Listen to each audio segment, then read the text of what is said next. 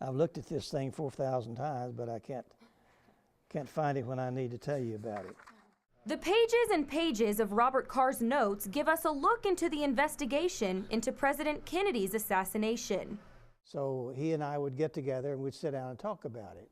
And when I did that, I made a lot of notes that he and I, when we talked about things, he allowed me to write down so I would try to remember. And that's why look, these little things that I have here with me, I take these with me every place because there are things that he told me about it that I wouldn't read any other place. Carr's brother was Waggoner Carr, Texas Attorney General at the time. It was he who released the president's body to the Secret Service. He also launched the initial investigation, ultimately working hand in hand with the Warren Commission. Waggoner each time led me to know that he was just entirely, he was a person that only advocated that Oswald was the entire conspiracy. It was him only, the gunman was him only, there wasn't anybody making him do it and so forth. And he thought Oswald was the main thing. I had a little bit different view of it. And I agreed that I felt like that Oswald was the only shooter, but I did not agree that maybe there weren't people behind him making it happen. Though he and his brother didn't see eye to eye on the assassination, Carr thought it was important that Waggoner's testimony was in writing, a detailed letter that's now in the Southwest collection here in Lubbock. And he says in the last sentence, Marina Oswald, widow of Lee Harvey Oswald, told during her testimony about a conversation between them in which he promised her that someday he would be a big man. Oswald must be smiling in his grave. And then he ended the letter.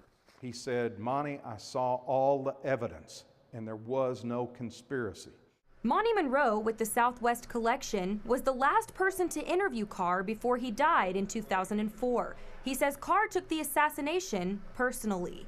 He believed that Kennedy, a member of his own party who had come down here to mend political fences in Texas, was a guest in his state. And here he was gunned down on the streets of Dallas. And he wanted to make, it was a personal thing for him to find the killer of his president in his state.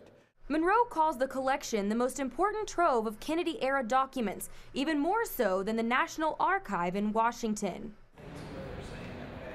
Jennifer Spurrier, also with the Southwest Collection, says because Carr's papers are firsthand, they're difficult to challenge.